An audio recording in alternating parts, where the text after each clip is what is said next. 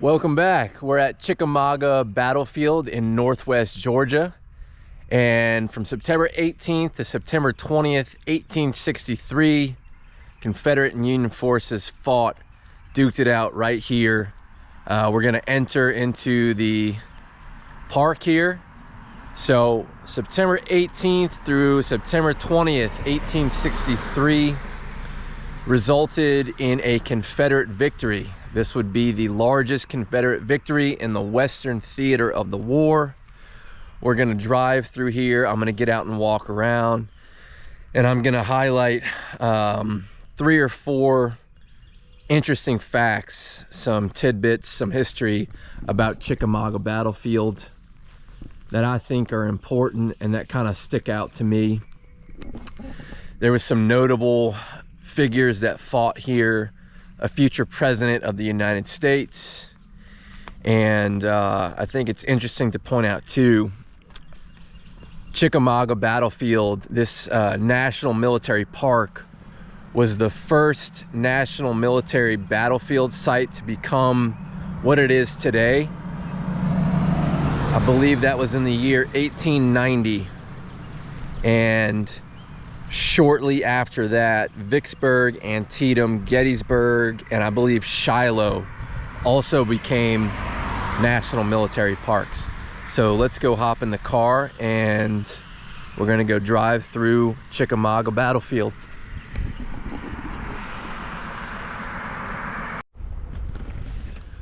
All right, we're just driving around. We are heading up to the Snodgrass farm and house. And this is where the Battle of Chickamauga reached its climax on September 20th. But we're just driving through looking at random signs. And right here, found this sign, Longstreet's Corps, Major General John B. Hood, September 20th, 1863.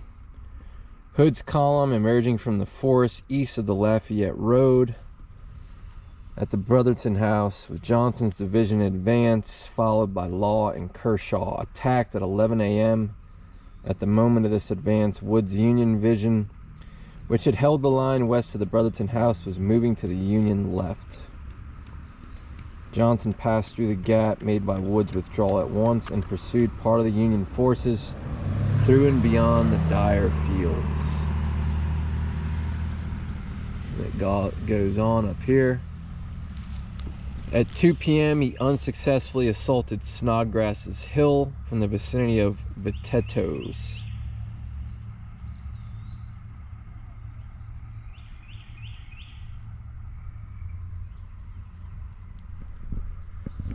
So we're going to continue up over this way. And there's, I believe this battlefield, now the park is, I think 145 acres. It's really big. So we're just kind of passing through. We're on the tail end of our road trip. We're not going to stop and see everything. I think if you drive through and look at everything, I think on average it's about 7 hours. So we don't really have that time. So I'm just going to pick this Snodgrass house, go see that, and talk about what I know or what I think is interesting about this battle. So gonna hop back in the car and drive up there.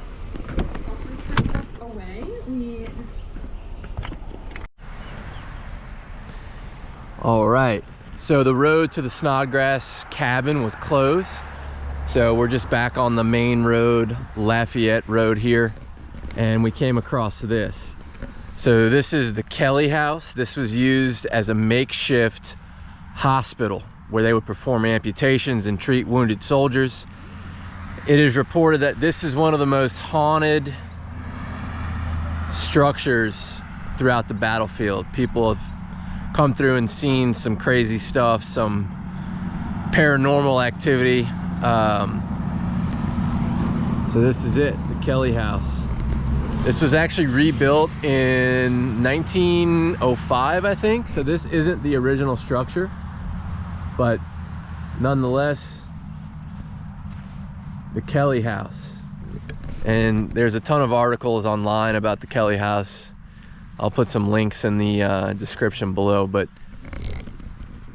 on this site was the Kelly House, the original, and like I said, it was a field hospital where they would treat the wounded. So we're gonna walk down this way. Come on, guys. So earlier I said that I wanted to touch on a few things that I think stand out here. This was the greatest Confederate victory in the Western Theater, and the casualties were very high here, so second only behind Gettysburg. And the reason that the casualties were so high here were due in large part to technology on the battlefield. And there was a rifle called the Spencer repeating rifle. John Wilder's brigade, so he mounted infantrymen on horseback with these rifles, and this was a heavy casualty producing weapon. It held 7 rounds, and you could fire about 15 to 20 rounds a minute. The Spencer repeating rifle.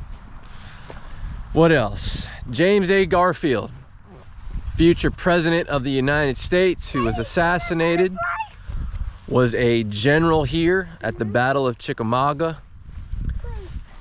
We're just walking through. Let's go see this right here.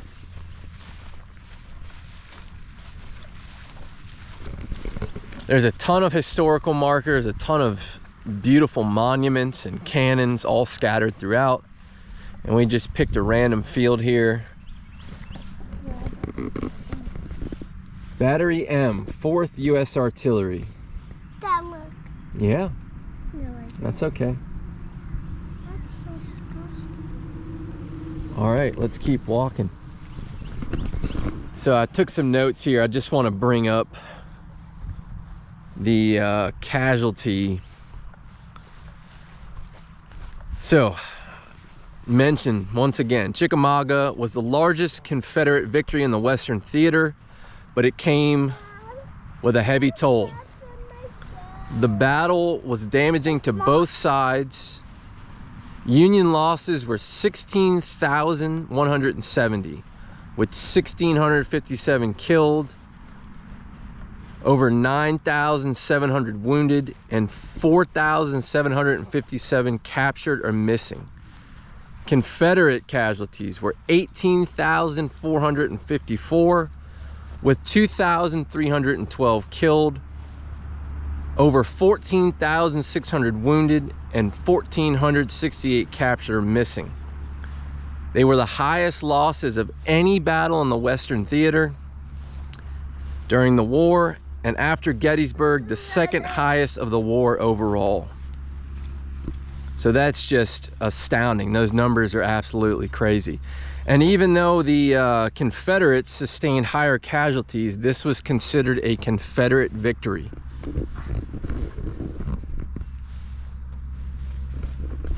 Just wide open space here, very large battlefield.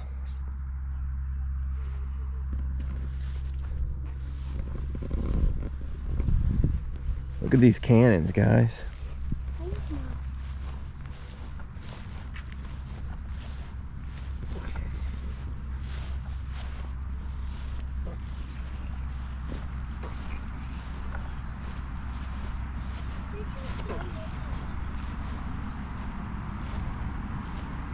Captain Goodspeed's Battery A, 1st Ohio Light Artillery.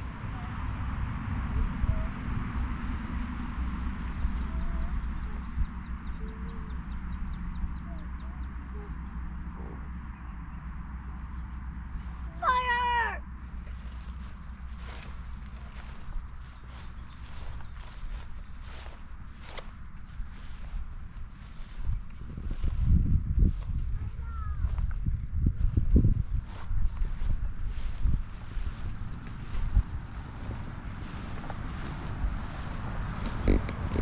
There's a few other signs over here.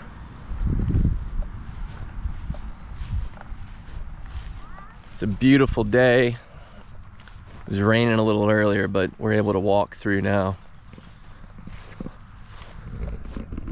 Another little monument here.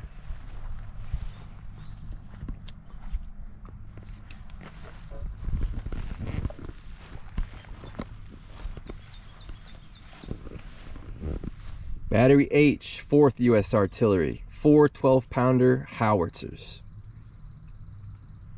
Gross's Brigade, Palmer's Division, Crittenden's Corps, September 20th, 1863.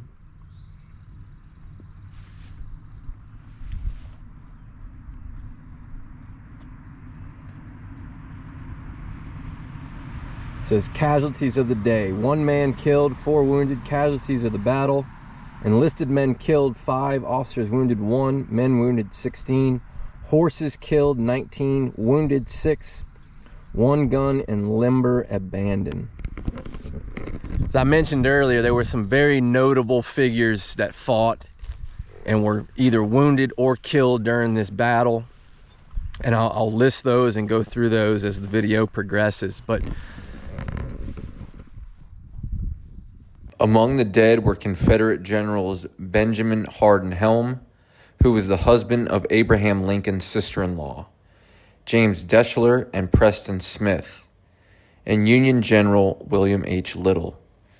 Confederate General John Bell Hood, who had already lost the use of his left arm from a wound at Gettysburg, was severely wounded with a bullet in his leg, requiring it to be amputated. So if you're ever in northwest Georgia, this is a must stop. We were on the tail end of a road trip here, leaving from Blue Ridge, Georgia. And from Blue Ridge, it's about an hour and 30-minute drive.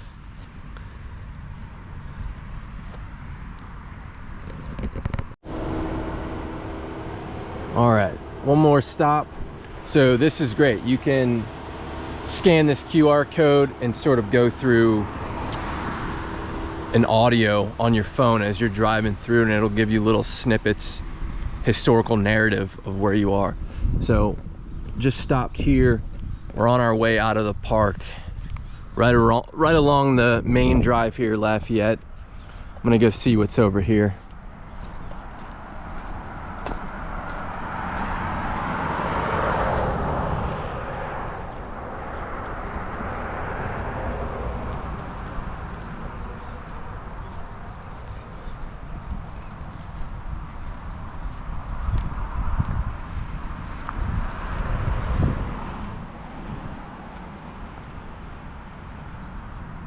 Culpeper's South Carolina Battery, 3 guns, McNair's Brigade, Johnson's Division, September 20th, 1863, 11:30 a.m. Captain James F. Culpeper.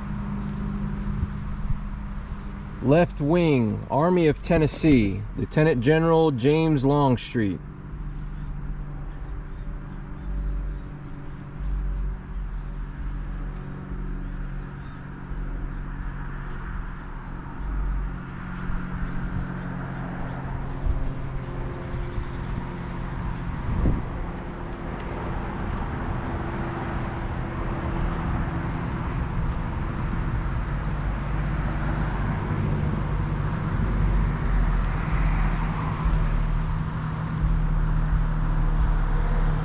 War comes to the Brothertons. The great battle raged around this family farm. At the time of the Battle of Chickamauga, George and Mary Brotherton and their children lived in a log house here. In the surrounding fields, they grazed cattle and grew corn and hay. To escape the battle, some of the Brothertons and other local families took refuge in a ravine about a mile from here. There they endured hunger and cold and prayed for their boys serving in the Confederate Army.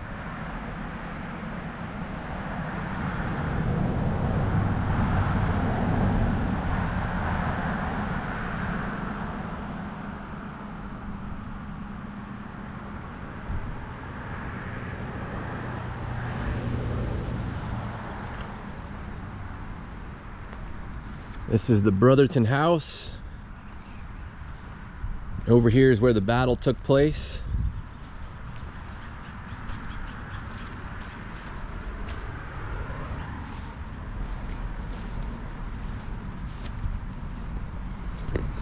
You have to think about this. I mean, put yourself in the shoes of these families. They're living smack dab in the middle of what would eventually become this brutal battle, and I'm sure that happened all throughout the Civil War. And you have no other choice. You either stay in your home and take your chances, or like this family did, they went a mile down the road and hid in a ravine until the battle was over. But that's absolutely crazy to think about.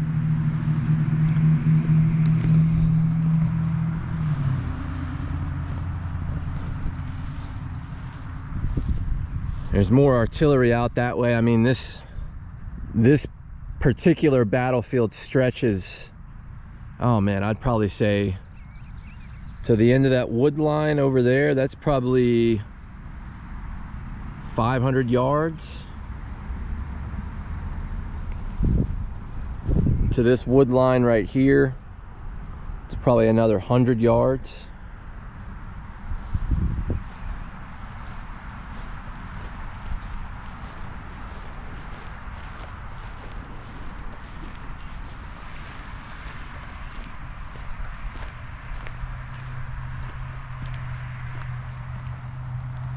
Confederate breakthrough.